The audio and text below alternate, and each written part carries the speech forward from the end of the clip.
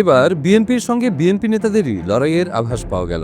আসন্ন ত্রয়োদশ জাতীয় সংসদ নির্বাচনে বিএনপির মোট ৪২ নেতা বিদ্রোহী প্রার্থী হিসেবে মনোনয়ন জমা দিয়েছেন। এর মধ্যে এক আসনে বিএনপির একাধিক বিদ্রোহী নেতা মনোনয়ন জমা দিয়েছেন। চলুন জেনে নিই বিএনপির কোন নেতার সঙ্গে কোন নেতার লড়াই হবে। কুড়িগ্রাম এক আসনে বিএনপির টিকিট পেয়েছেন সাবেক এমপি ও কেন্দ্রীয় সদস্য সাইফুর রহমান রানা। এই আসনে ড্যাবের যুগ্ম মহাসচিব চিকিৎসক ইউনুস আলী বিদ্রোহী প্রার্থী হিসেবে মনোনয়নপত্র জমা দিয়েছেন। কুড়িগ্রাম ৩ আসনে বিএনপির প্রার্থী দলের চেয়ারপারসনের পররাষ্ট্র বিষয়ক উপদেষ্টা এবং জেলা বিএনপির সাবেক সভাপতি তাজভিরুল ইসলাম। এখানে বিএনপির রংপুর বিভাগীয় সহ সাংগঠনিক সম্পাদক আব্দুল খালেক বিদ্রোহী প্রার্থী হয়েছেন। বরিশাল এক আসনে বিএনপি চেয়ারপারসনের উপদেষ্টা জহিরুদ্দিন স্বপন ধানের শীষের প্রার্থী। এ আসনে বিএনপির নির্বাহী কমিটির সদস্য ইঞ্জিনিয়ার আব্দুস সোবাহান স্বতন্ত্র প্রার্থী হিসেবে মনোনয়নপত্র জমা দিয়েছেন। কুমিল্লা ৬ আসনে বিদ্রোহী প্রার্থী হয়েছেন বিএনপি চেয়ারপারসনের উপদেষ্টা হাজী ইয়াসিন। এ আসনে ধানের শীষ পেয়েছেন চেয়ারপারসনের আরেক উপদেষ্টা মনিরুল হক চৌধুরী। ঝালকাঠি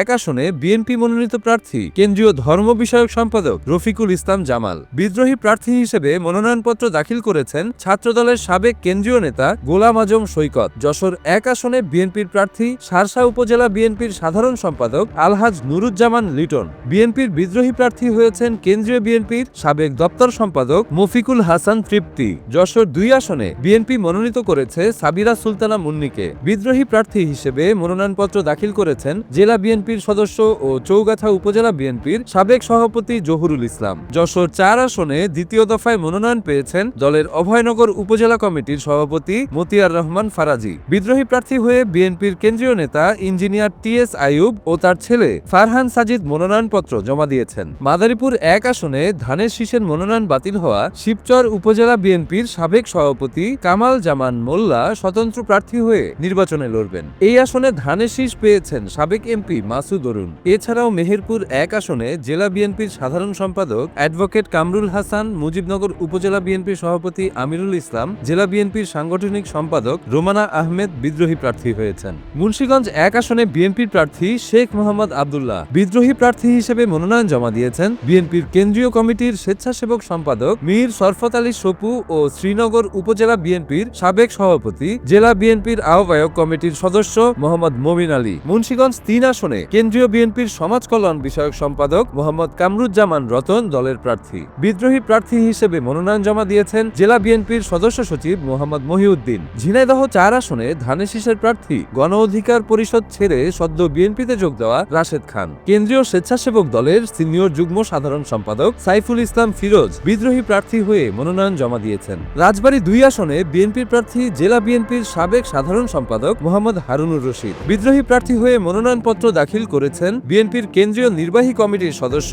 সাবেক এমপি বীর মুক্তিযোদ্ধা মোহাম্মদ নাসিরুল হক সাবু ও বিএনপি নেতা মোহাম্মদ মুজাহিদুল ইসলাম মুজাহিদ। ব্রাহ্মণবাড়িয়া ২ আসনে স্বতন্ত্র প্রার্থী হিসেবে মনোনয়নপত্র জমা দিয়েছেন সদ্য বহিষ্কৃত বিএনপির সহ আন্তর্জাতিক বিষয়ক সম্পাদক ব্যারিস্টার রুমিন ফারহানা। এই আসনে জোট প্রার্থী মাওলানা জুনায়েদ আল হাবিব। নেত্রকোনা ৩ আসনে বিএনপির কেন্দ্রীয় নির্বাহী কমিটির সদস্য ও জেলা বিএনপির সাধারণ সম্পাদক মোহাম্মদ রফিকুল ইসলাম হিলালি দলের প্রার্থী। সাবেক উপজেলা চেয়ারম্যান ও কেন্দুয়া উপজেলা বিএনপির সাবেক সাধারণ সম্পাদক দেলোয়ার হোসেন ভুইয়া দুলাল বিদ্রোহী প্রার্থী হয়েছেন। নাটোর ১ আসনে বিএনপির প্রয়াত নেতা ফজলুর রহমান পটলের ছোট মেয়ে জেলা বিএনপির আহ্বায়ক কমিটির যুগ্ম আহ্বায়ক অ্যাডভোকেট ফারজানা শারমিন পুতুলকে মনোনয়ন দিয়েছে দল। সেখানে বিএনপির কেন্দ্রীয় সহদপ্তর বিষয়ক সম্পাদক তাইফুল ইসলাম টিপু বিদ্রোহী প্রার্থী হিসেবে মনোনয়নপত্র জমা দিয়েছেন। নোয়াখালী ৫ আসনে দলের মনোনয়ন না পেয়ে বিএনপির প্রয়াত স্থায়ী কমিটির সদস্য ব্যারিস্টার মওদুদ আহমেদের স্ত্রী হাসনা জসিমউদ্দিন মওদুদ স্বতন্ত্র প্রার্থী হয়েছেন।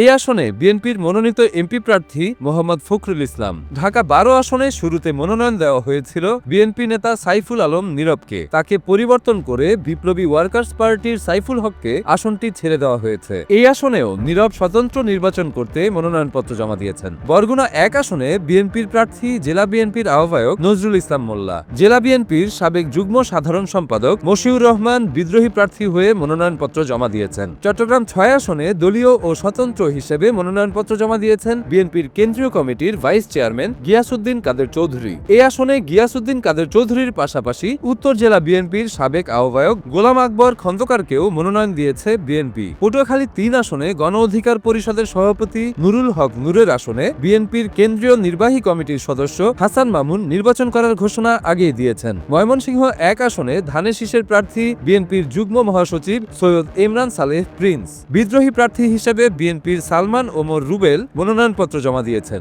আরেক বিদ্রোহী প্রার্থী হিসেবে মনোনয়ন জমা দিয়েছেন সাবেক উপজেলা চেয়ারম্যান বিএনপি নেতা আব্দুল হামিদ। ময়মনসিংহ ২ আসনে বিএনপির প্রার্থী মোতাহার হোসেন তালুকদার। বিদ্রোহী প্রার্থী হিসেবে মনোনয়নপত্র দাখিল করেছেন এই আসনের সাবেক সংসদ সদস্য শাহ শহীদ সারোয়ার। ময়মনসিংহ ৩ আসনে বিএনপির নির্বাহী কমিটির সদস্য প্রকৌশলী মোহাম্মদ ইকবাল হোসাইন দলীয় প্রার্থী। বিদ্রোহী প্রার্থী হিসেবে মনোনয়ন জমা দিয়েছেন আহমেদ তাইবুর রহমান হিরণ। ময়মনসিংহ ৬ আসনে বিএনপির প্রার্থী আক্তারুল আলম ফারুক। বিদ্রোহী প্রার্থী হিসেবে মনোনয়ন জমা দিয়েছেন এই আসনের সাবেক এমপি ইঞ্জিনিয়ার শামসুদ্দিন আহমেদের স্ত্রী আক্তার সুলতানা এবং তাদের ছেলে তানভীর আহমেদ রানা। এছাড়া মনোনয়ন জমা দিয়েছেন দক্ষিণ জেলা বিএনপির সদস্য আব্দুল করিম। ময়মনসিংহ ৭ আসনে বিএনপির কেন্দ্রীয় নির্বাহী কমিটির সদস্য ডক্টর মাহবুবুর রহমান লিটন দলটির প্রার্থী। বিদ্রোহী হিসেবে বিএনপির সাবেক সংসদ সদস্য আব্দুল খালেকের ছেলে মোহাম্মদ আনোয়ার সাদাত মনোনয়ন দাখিল করেছেন। ময়মনসিংহ ৮ আসনে উপজেলা বিএনপির আহ্বায়ক প্রকৌশলী লুৎফুল্লাহেল মাজেদ ধানের শীষের প্রার্থী।